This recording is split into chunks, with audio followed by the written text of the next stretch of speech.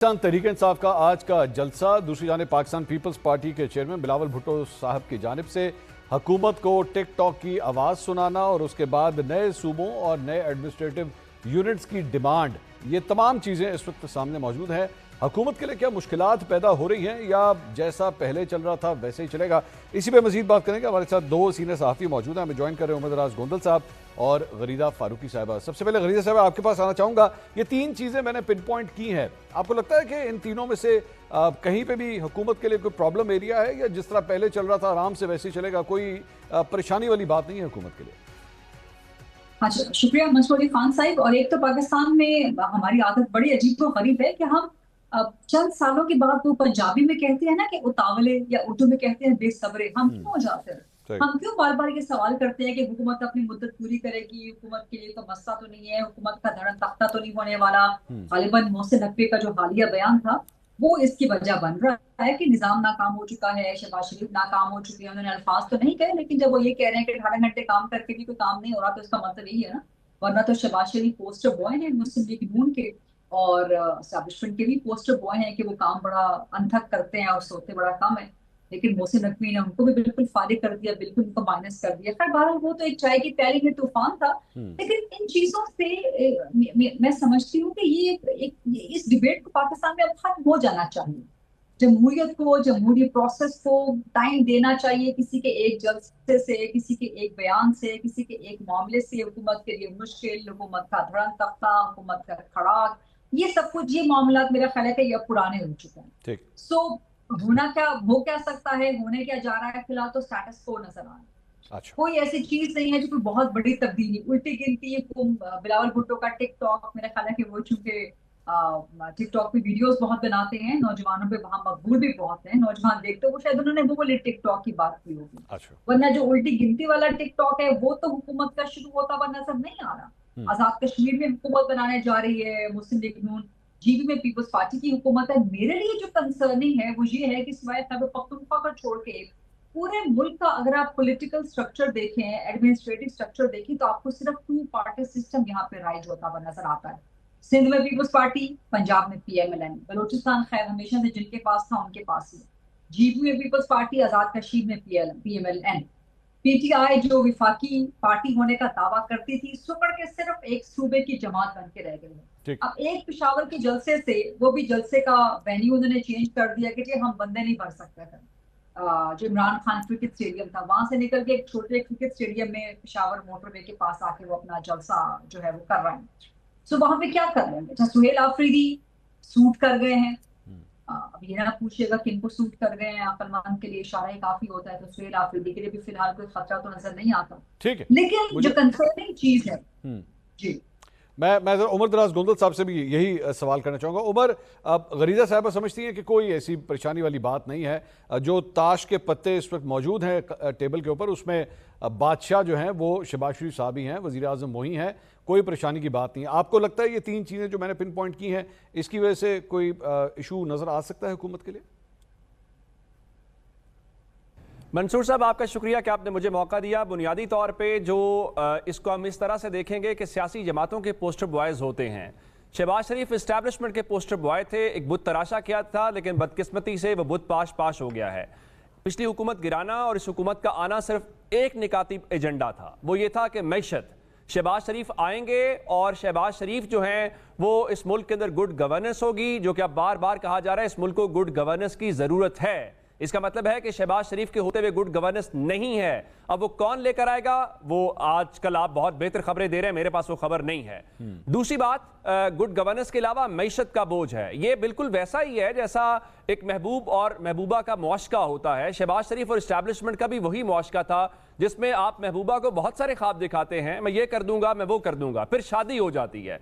शादी होने के बाद सब कुछ धड़ाम से नीचे आन गिरता है और वो बुत टूट जाता है। शहबाज शरीफ साहब ने भी यही ख्वाब इस्टेब्लिशमेंट को दिखाए थे। सो इस्टेब्लिशमेंट की अब इसमें महबूब और महबूबा का मैं तयन नहीं कर सकता कि कौन है, लेकिन बहरहाल वो जो सारे ख्वाब दिखाए थे वो शादी होने के बाद टूट गए हैं। आप जो मर्जी कहें, देखिए आपने किन पैमानों के ऊपर इस गवर्नमेंट को परखना है। आपने इन पैमानों के ऊपर परखना है क्या शहबाज शरीफ के पांच बजट्स के बाद आज जब आपको एस्टैब्लिशमेंट की सपोर्ट हासिल है, जो कि आप माजी में कहते थे कि हमें 30% भी मिल गई हम मुल्क को बदल देंगे, क्या आज पाकिस्तान के अंदर फॉरेन डायरेक्ट इन्वेस्टमेंट बढ़ गई है? आपकी अपनी गवर्नमेंट का नंबर है उसमें कमी आई है। क्या पाकिस्तान के अंदर बेरोजगारी की शरह में कमी हुई है या इजाफा हुआ है? आपकी अपनी गवर्नमेंट का नंबर है कि उसमें इजाफा हुआ है। आपकी इतनी शानदार पॉलिसीज हैं कि आज 4 महीने गंदम का सीजन खत्म होने के बाद आप पंजाब जहां पे आपकी हुकूमत है, आप गंदम इंपोर्ट कर रहे हैं और आपके वजीर कह रहे हैं कि लोकल किसान से खरीदने के बजाय अब जो हम बाहर के किसान से खरीदेंगे महंगी गंदम खरीदेंगे। तो मुझे बताइए कि कौन सा ऐसा पैमाना है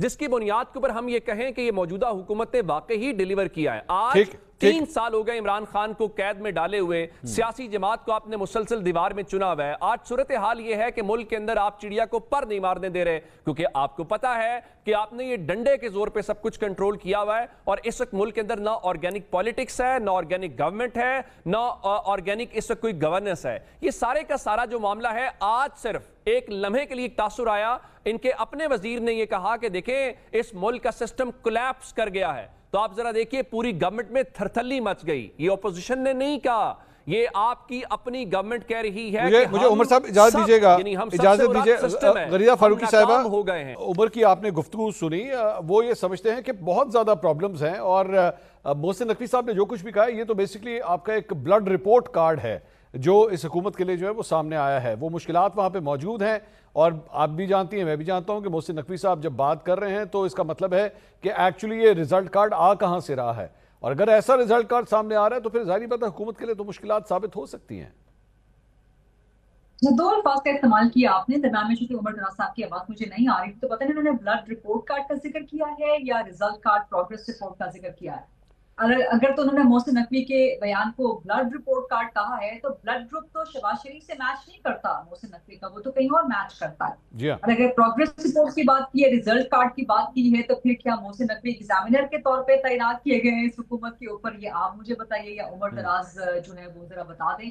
लेकिन जो हमें सुनने को मिल रहा है इस्लामाबाद में, I am not confirming it, I am just saying कि कुछ खबरें ऐसी आ रही हैं कि गालिबन 1-2 दिन में, 2-3 दिन में कोई प्रेस कॉन्फ्रेंस भी हो जाए या कोई स्टेटमेंट आ जाए, कोई इससे मिलता जुलता मामला हो जाए कि मेरे बयान को सियाको सबाक से हट के लिया गया और मेरा ये मकसद नहीं था और वगैरह and so on and so forth. So ये चीजें भी सामने आ सकती है गालिबन, और अगर ना भी आए तो मामला उसी तरफ ही निशानदही कर रहे हैं। अच्छा। जो अब मेरा जो सवाल है मोहसिन नकवी के बयान के बाद कि ये बयान तो सिर्फ एक चाय की प्याली में तूफान बना मंसूर अली खान साहब, और फिर ये जिस तरह से फिजल आउट हुआ वो हम सबके सामने, वहां से नून लीग ने 2-3 बयान दाग दिए तगड़े किस्म के और उसके बाद ये सारा मामला झाग की तरह बैठ गया। लेकिन क्या बैड गवर्नेंस का मामला सिर्फ एक बयान की नजर हो जाना चाहिए? क्या पाकिस्तान में बैड गवर्नेंस नहीं है? बिल्कुल बैड गवर्नेंस है। क्या केपी में नहीं है बैड गवर्नेंस? वहां पर किसकी हुकूमत है पिछले this is the 14th consecutive year, और 14 कंसेक्टिव ईयर जो कि बिला शिरकत गैर किसी के साथ आप इक़्तिदार शेयर नहीं कर रहे, किसी के साथ आप कॉलिशन में नहीं है। यही सूरत हाल सिंध में है। कराची में आप चले जाए, वहां पर बैड गवर्नेंस क्या आपको नजर नहीं आती?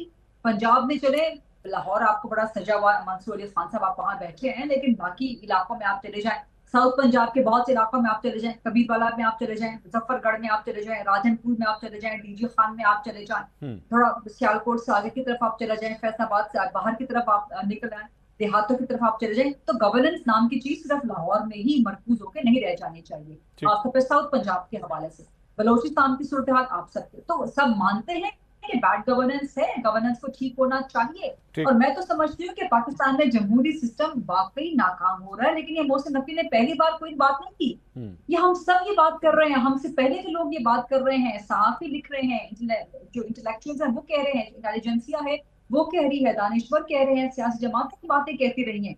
लेकिन क्या आप इस बैड गवर्नेंस के मामले को सिर्फ एक बयान की नजर कर देंगे और उसको एक नॉन सीरियस इशू बना देंगे कि जी आपने एक कंट्रोवर्शियल बयान दे दिया, आपने उसको बयान देने का तरीका ठीक नहीं था, मौका महल उसका मुनासिबत से नहीं था, तो क्या बैड गवर्नेंस का मामला या निजाम को तब्दील करने का मामला या सूबों का एडमिनिस्ट्रेटिव यूनिट्स का मामला, क्या वो सिर्फ एक बयान की गलत टाइमिंग या उसकी गलत फॉर्मेशन या रॉन्गफुल स्टेटमेंट की वजह से इतना बड़ा इशू दब के रह जाएगा? ये नहीं ऐसा डिस्कस होना चाहिए। बहुत शुक्रिया गरीदा फारूकी साहिबा, उमर दराज गोंदल साहब। नाज़रीन, दोनों साथियों की गुफ्तगू आपने सुनी। हुकूमत के लिए एक सहाफ़ी का ये समझना है कि कोई मुश्किलात नहीं है, प्रॉब्लम्स वहाँ पे ज़रूर हैं, लेकिन फ़िलहाल ख़तरा किसी किस्म का कोई नहीं है। बेशक चाहे वो बैड गवर्नेंस के हवाले से बात हो, बिलावल भुट्टो साहब का बयान हो या पाकिस्तान तहरीक-ए-इंसाफ का एहतजाज हो, फ़िलहाल कोई मसाइल नहीं है। लेकिन उमर दराज गोंदल साहब ये समझते हैं कि प्रॉब्लम एरियाज़ तो बहुत ज़्यादा है और हुकूमत को इसका जवाब देना बहुत ज़रूरी है।